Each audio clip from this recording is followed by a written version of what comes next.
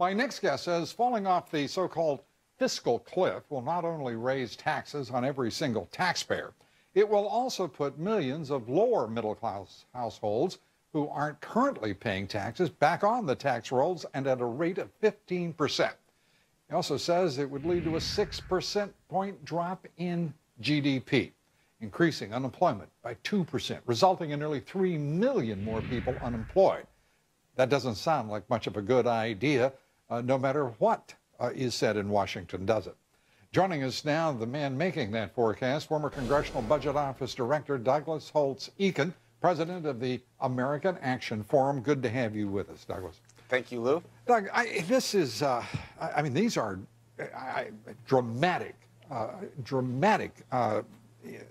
I can't say it any other way. I mean, this is scary stuff. Yes. To even think that anyone would make a move, a policy decision that would lead to any one of these consequences, it seems like sheer madness.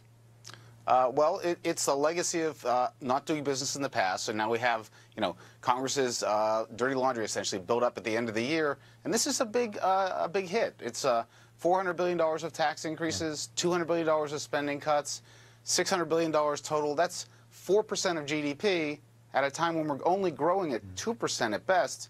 You don't have to be an economist to figure out that's just a bad idea.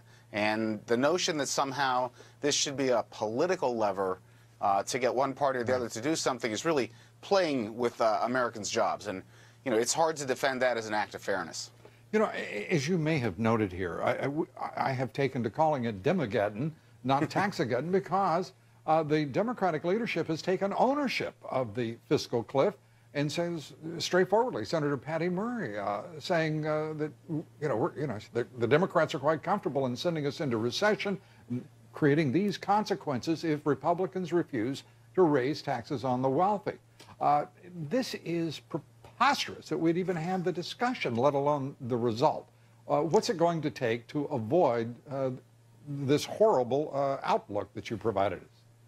Well, it's going to require action, and one of the things that they've used to buttress Murray's argument is the notion that this isn't really a cliff, it's a slope, and we won't really feel it in January. It'll take longer. That's exactly backwards.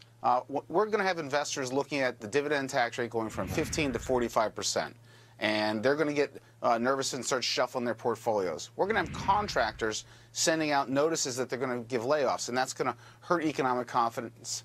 The CBO said that this would lower growth in the latter half of 2012 by half a percentage point.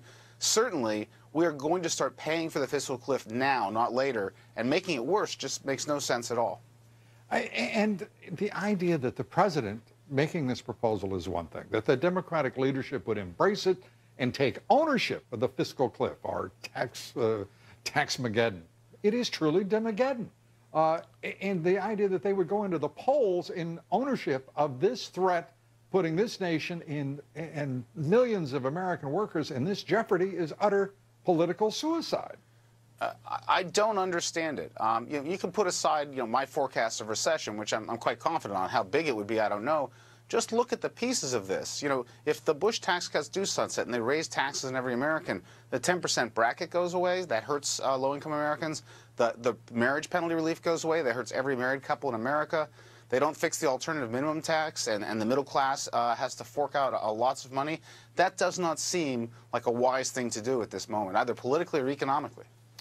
Doug, thank you for being with us. We appreciate it. Douglas Holtz, thank you. As always.